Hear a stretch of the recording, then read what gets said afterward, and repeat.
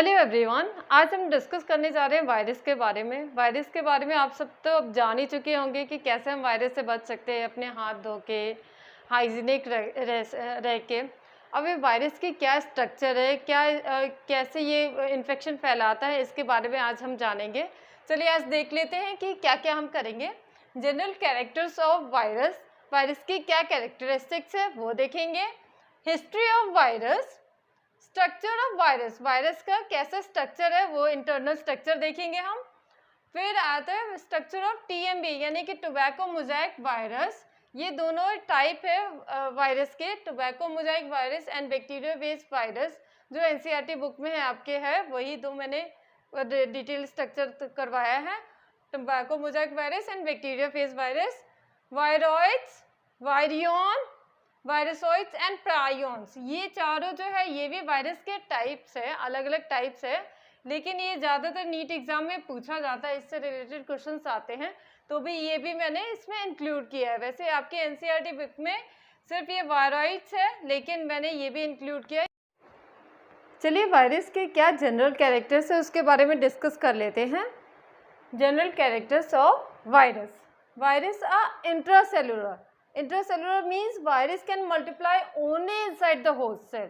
Host cell के अंदर ही ये मल्टीप्लाई कर सकता है, होस्ट सेल के बाहर ये कुछ भी नहीं है, इसकी इंडिपेंडेंट एग्जिस्टेंस कुछ नहीं है, अंदर ही मल्टीप्लाई कर सकता है, बाहर एकदम नॉन लिविंग ऑब्जेक्ट है। ठीक है, दे आर नॉन सेलुलर, ये इसका कोई भी सेल जैसे स्ट्रक्चर नहीं है, सिर्फ एक प्रोटीन कोट होता है एंड अंदर जेनेटिक मटेरियल होता है, जो कि सेल थ्योरी को फॉलो नहीं करता है। सेल थ्योरी को इसलिए फॉलो नहीं करते क्योंकि इसमें कोई भी साइटोप्लाज्म नहीं है, माइटोकॉन्ड्रिया नहीं, ये सारी चीज़ नहीं है, सेल के जैसे नहीं है, इसीलिए ये सेल थ्योरी को फॉलो नहीं करता, इसीलिए इसको नॉन सेलुलर कहा गया, क्योंकि सेल लाइक कैरेक्टर्स है ही नहीं इसमें।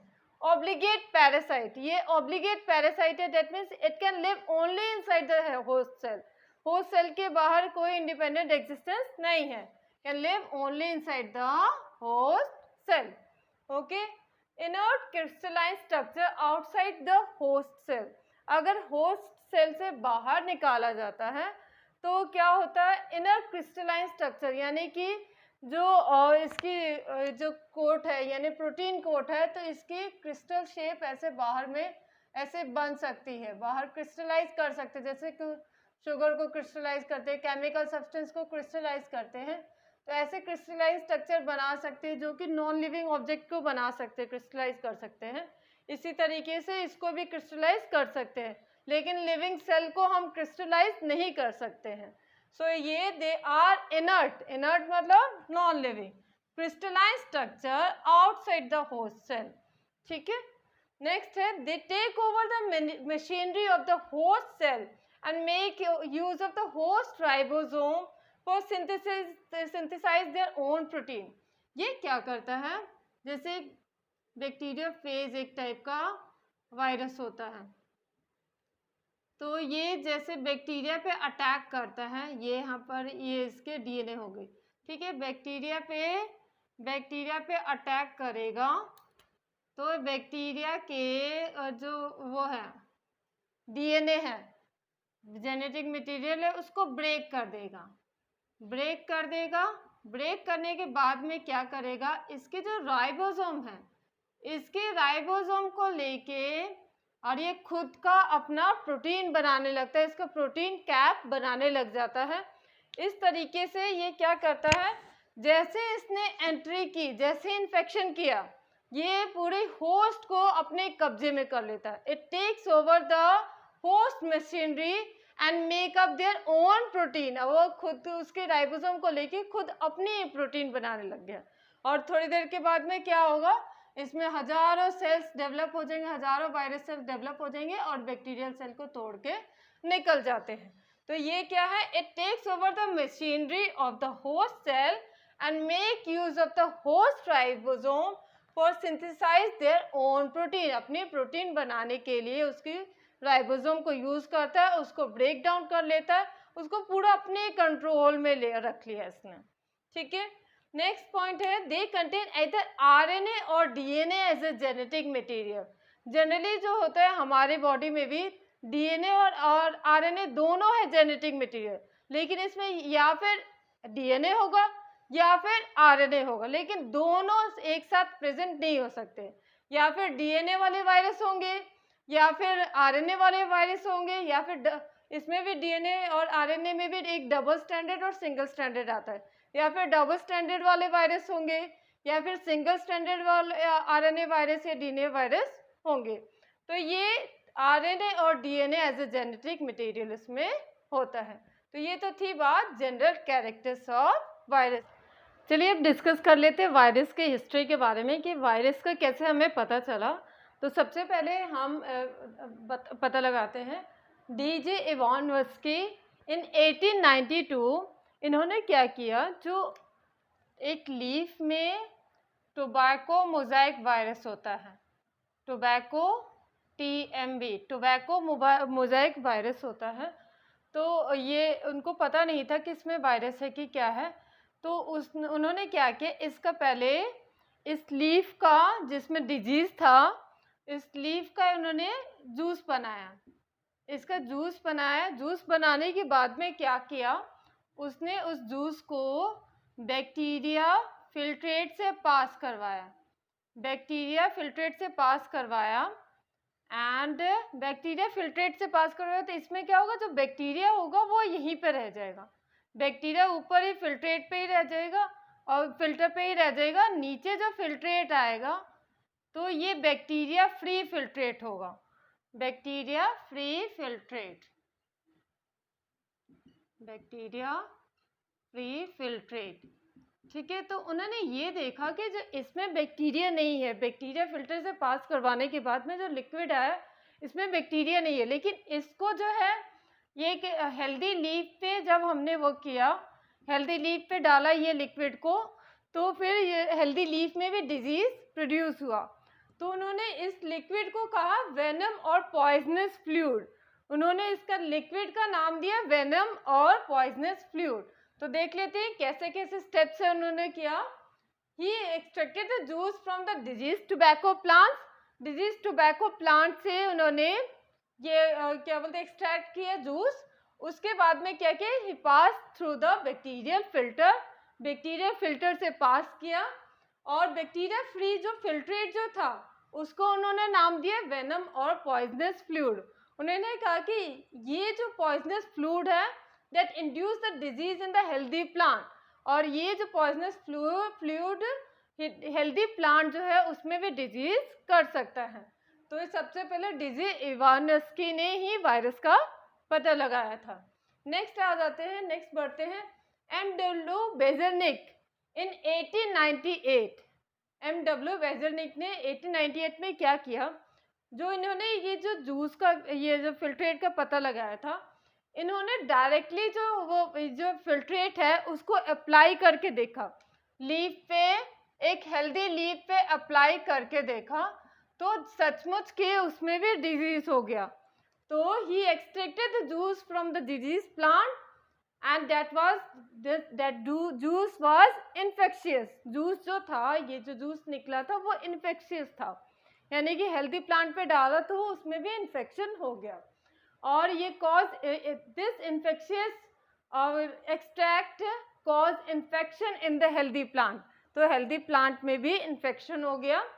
सो ये जो इन्होंने जो जूस एक्सट्रैक्ट किया था, इन्होंने नाम दिया था कॉन्टेगम वाइवम फ्लूइडम, इन्होंने नाम दिया था वेनम और पॉइजनस फ्लूइड, इन्होंने नाम दिया है कॉन्टेगम वाइवम फ्लूइडम। इसका मतलब होता है infectious living fluid, infectious living fluid. तो ये इन्होंने ये पता लगाया कि ये हेल्दी प्लांट पे भी डिजीज कर सकता है फ्लूइड। नेक्स्ट हम बढ़ते हैं आगे, W.M. स्टेनली इन 1935 इन्होंने क्या किया, ये जो टोबैको मोज़ाइक वायरस होता है, जो ये आपने ये जो लिक्विड जो निकला है इसमें क्या था, टोबैको मोज़ाइक वायरस, इसकी क्रिस्टलाइजेशन की, जैसे केमिकल सब्सटेंस की हम क्रिस्टलाइजेशन करते हैं केमिस्ट्री लैब में, वैसे इन्होंने इसकी ये जो लिक्विड जो निकला था इसकी क्रिस्टलाइजेशन की और इसको क्रिस्टल के फॉर्म में बनाया। तो क्रिस्टल को जब इन्होंने ऑब्जर्व किया तो उन्होंने देखा जो क्रिस्टल जो है मोस्टली ये प्रोटीन्स के बने हुए हैं। तो उनको पता चला कि जो वायरस जो होता है मोस्टली प्रोटीन के बने रहते हैं। तो ये इनको ये पता चला कि वायरस जो है मोस्टली इसका जो कवर है प्रोटीन का बना हुआ है। तो ये तीनों जो है आपके एनसीईआरटी बुक में है, तो ये that is important. Structure of virus देख लेते हैं कि स्ट्रक्चर कैसा होता है वायरस का। तो ये सबसे पहले आता है एनवेलप। कुछ कुछ जो वायरस होते हैं उसमें एनवेलप प्रेजेंट होता है, लेकिन सब में एनवेलप प्रेजेंट नहीं होता। जैसे कि HIV जो वायरस है, ह्यूमन इम्यूनोडेफिशिएंसी वायरस, उसमें एनवेलप होता है। हर्पस वायरस में एनवेलप होता है, सीडोमोनास में ये एनवेलप होता है, और एक और ह्यूमन इन्फ्लुएंजा वायरस जो फ्लू वायरस भी बोलते हैं जिसको, उसमें भी एनवेलप होता है। और जो आपको अभी जो चल रहा है कोरोना वायरस, उसमें भी एनवेलप है। तो एनवेलप जो है वो कुछ कुछ में ही होता है। एनवेलप जो होता है वो बना रहता है कार्बोहाइड्रेट, फैट्स एंड प्रोटीन से बना हुआ रहता है। ये तीनों चीज़ों को मिला के बना हुआ रहता है। सेकेंड आता है कैप्सिड। जो प्रोटीन जो वायरस है, वायरस की जो आउटर कवरिंग होती है वो प्रोटीन की बनी हुई रहती है। ठीक है, तो protein quotes around the nucleoid. Nucleoid यानी कि जो DNA और RNA है उसके बाहर जो लेयर है वो प्रोटीन की बनी रहती है। It is made up of smaller sub unit known as capsomere. ये जो स्मॉलर सब यूनिट है, ये एक सिंगल ये इसको बोलेंगे कैप्सोमियर। और खूब सारे जो कैप्सोमियर जब कंबाइन होंगे तो बनता है कैप्सिड। क्या बनता है? कैप्सिड।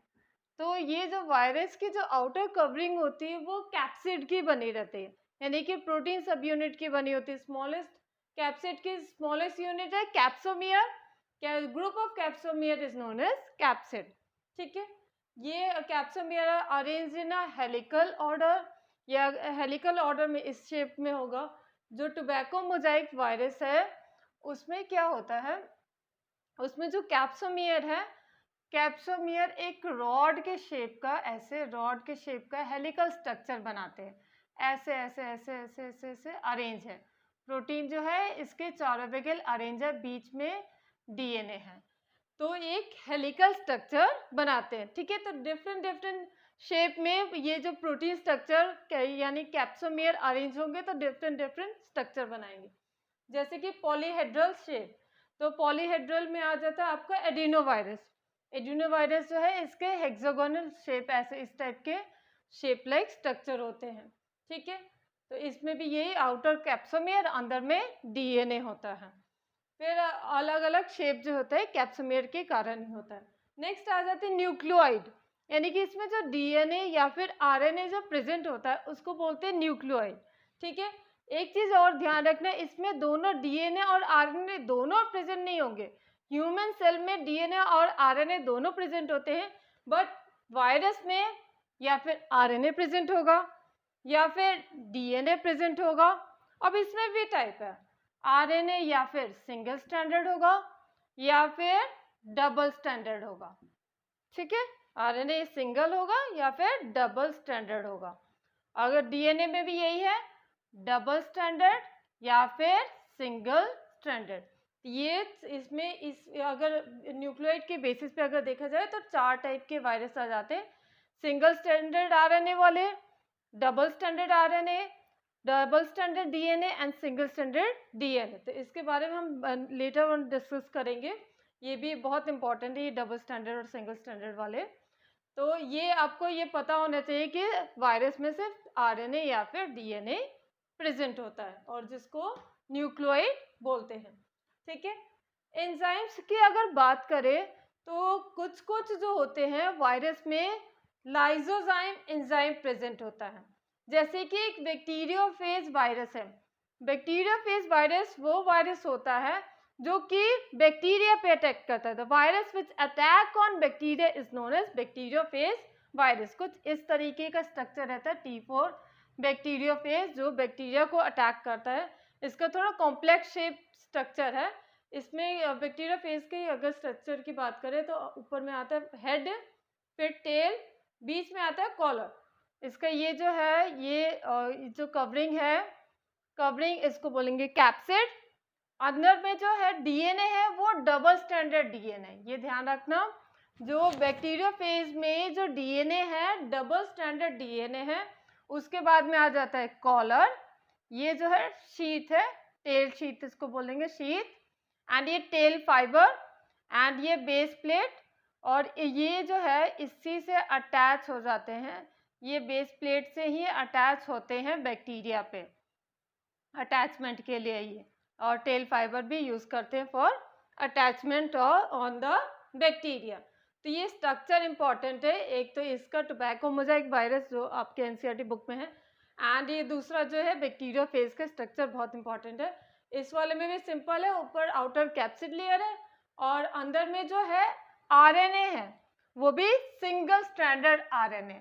इसमें क्या था, बैक्टीरियोफेज में डीएनए है डबल स्टैंडर्ड डीएनए, इसमें सिंगल स्टैंडर्ड आरएनए। ठीक है। अगर हम बात करें एक और एंजाइम है रिवर्स ट्रांसक्रिप्टेज। रिवर्स ट्रांसक्रिप्टेज ये ऐसा एंजाइम है जो कन्वर्ट करता है आरएनए टू डीएनए, आरएनए को डीएनए में कन्वर्ट करता है।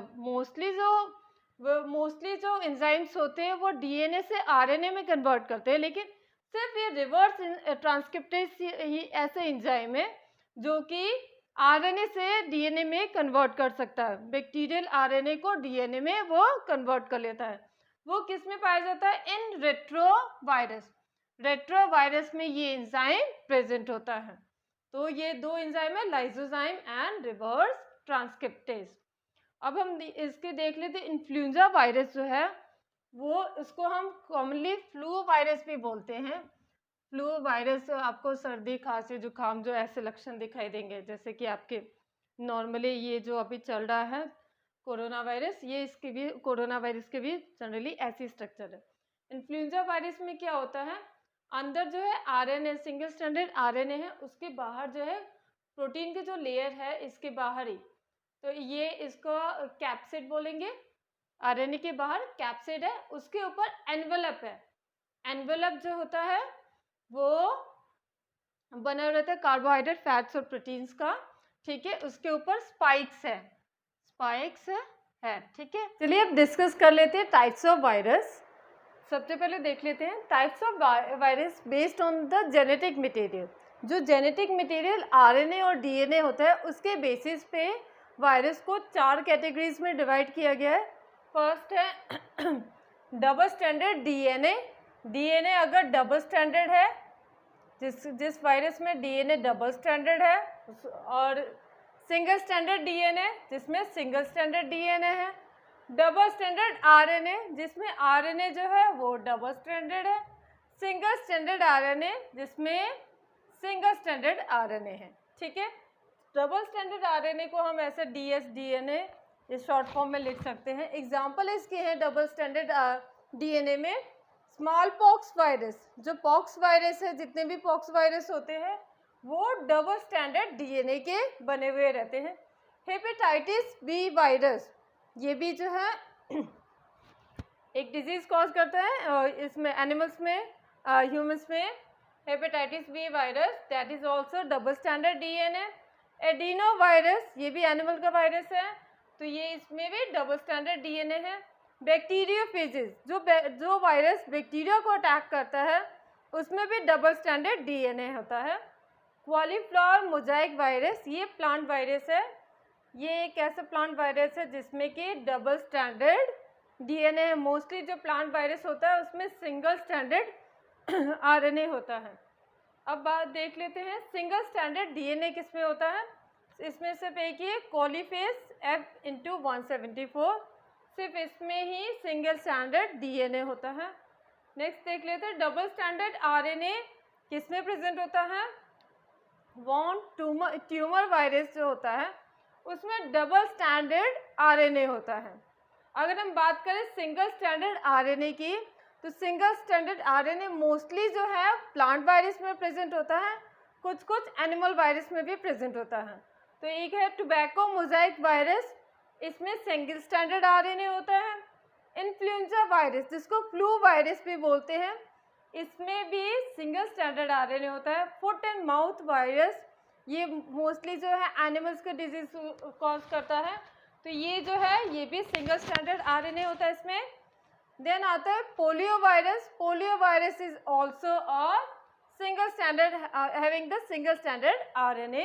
And retrovirus that means HIV human immunodeficiency virus, उसमें भी सिंगल स्टैंडर्ड आरएनए होता है। तो आपके एनसीईआरटी बुक में ये लिखा हुआ है कि जो सिंगल स्टैंडर्ड आरएनए है ये मोस्टली जो है इन्फेक्ट करते हैं। जो सिंगल स्टैंडर्ड आरएनए वाले जो वायरस है वो मोस्टली प्लांट्स को अटैक करते हैं, और सब जो है double standard, single standard DNA, double standard RNA और सिंगल स्टैंडर्ड आरएनए, ये चारों जो है एनिमल को अटैक करते हैं, एनिमल डिजीजेस कॉज करते हैं। अगर हम बात करी जाए प्लांट्स की, तो प्लांट्स में कैसे पता चलता है कि वायरस की कैसे क्या सिम्टम्स है, तो उसमें वेन क्लियरिंग होने लगती है, यानी कि वेन्स जो है अच्छे से दिखेगा नहीं आपको, वेन्स एकदम साफ होने लग जाएगी, वेन क्लियरिंग होने लग जाती है। मोजाइक फॉर्मेशन हो जाता है, ऐसे से रिंग स्पॉट लाइक स्ट्रक्चर हो जाता है जिसको बोलते हैं मोजाइक लाइक फॉर्मेशन, ठीक है। लीफ रोलिंग, अगर लीफ रोल कर रहा है, लीफ जो है रोल कर रहा है, इससे भी ये पता चलता है कि इसमें वायरस डिजीजेस हो चुका है। तो ये तो थी बात based on the genetic material. अब देख लेते हैं और भी कितने टाइप के वायरस है। एक होता है वायरॉइड्स। वायरॉइड्स वो होते हैं वायरस जिसमें कि जो प्रोटीन कोट होता है वो एब्सेंट होता है। इसके जो वायरस के जो प्रोटीन कोट है वो एब्सेंट होता है, सिर्फ ओनली जो डीएनए या फिर आरएनए होगा, वो सिंगल स्टैंडर्ड आरएनए जो होगा वो फ्री होगा, सिर्फ आरएनए ही होगा, जेनेटिक मटेरियल होगा, इसके ऊपर की जो कवरिंग है वो एब्सेंट होगा। तो ये ध्यान रखना, इसमें सिर्फ single standard RNA that is free होगा। एग्जांपल है potato spindle tuber disease virus, इसमें सिंगल स्टैंडर्ड सिर्फ आरएनए ही होता है जो कि और ये डिजीजेस कॉज करता है, इसमें प्रोटीन की ज़रूरत, प्रोटीन कोड की ज़रूरत नहीं है। नेक्स्ट हम देख लेते हैं वायरियोन, जो कंप्लीट वायरस होता है जिसमें कि एक प्रोटीन कोट होती है, उसके ऊपर से एनवेलप होता है और डीएनए या फिर आरएनए होता है जेनेटिक मटेरियल। ये तीनों चीज़ हो, एनवेलप किसी किसी में, सब में नहीं, एनवेलप जिसमें अगर है तो एनवेलप, प्रोटीन कोड और जेनेटिक मटेरियल, ये तीनों चीज़ हो तो उसको बोलते हैं वायरियोन। बोलते हैं क्या बोलते हैं? Virion. Genetic material DNA RNA, protein coat capsid और एनवेलप अगर है तो, लेकिन ये प्रोटीन और ये दोनों भी अगर प्रेजेंट है तब भी हम वायरियोन ही बोलेंगे। नेक्स्ट आ जाता है वायरसोइड्स। वायरसोइड्स वो वायरस होते हैं, वो वायरॉइड की तरह ही होते हैं, वायरॉइड की तरह ही होते हैं, फ्री डीएनए होता है, लेकिन ये अगर ट्रू वायरस आ जाता है तो उसके कैप के अंदर ये भी आ जाते हैं। जैसे मान लो कि एक ट्रू वायरस है, उसका खुद का डीएनए है, तो उसके प्रोटीन कैप के अंदर ये भी अपना डीएनए इंसर्ट कर लेगा, यानी कि इसको किसी और वायरस की भी हेल्प लेनी पड़ती है फॉर कॉजिंग इन्फेक्शन। जैसे कि एग्जांपल है hepatitis D virus. Hepatitis D virus जो है वो अकेला इन्फेक्शन नहीं कर सकता है, क्योंकि इसके पास में खुद की प्रोटीन कोट नहीं है और इसकी जो डीएनए है या फिर आरएनए जो भी जेनेटिक मटेरियल है वो इन्फेक्शन नहीं कर सकता। तो वो क्या करता है, हेपेटाइटिस बी की हेल्प लेता है। हेपेटाइटिस बी के जो वो है प्रोटीन कोट में अपने आप को इंटीग्रेट कर लेता है एंड देन उसके बाद में फिर इन्फेक्शन कॉज करता है। तो hepatitis D virus need hepatitis B as a helper virus, उसको बोलते हैं वायरोसोइड्स। नेक्स्ट आ जाता है प्रायोन्स। वेरी इंपॉर्टेंट, ज़्यादातर क्वेश्चन आता है ये प्रायोन से एंड वायरॉइड से आ जाता है क्वेश्चन ये। तो प्रायोन क्या होता है, जिसमें कि प्रोटीन कोड प्रेजेंट होता है, सिर्फ प्रोटीन कोड प्रेजेंट होता है, सिर्फ प्रोटीन कोड प्रेजेंट होता है, डीएनए या आरएनए एब्सेंट होता है, डीएनए और आरएनए एब्सेंट होता है, उसको बोलते हैं prions. Prions means protein code present and protein code जो होगा वो इन्फेक्शियस होगा। सिर्फ प्रोटीन भी जो अगर किसी प्लांट पे डाल दे तो वो इन्फेक्शन कॉज कर देगा, ठीक है। इसमें जेनेटिक मटेरियल नहीं होता है। एग्जाम्पल है कुरु, laughing death in the human. Human में जो लाफिंग डेथ होती है बिकॉज ऑफ दिस प्रायोन्स।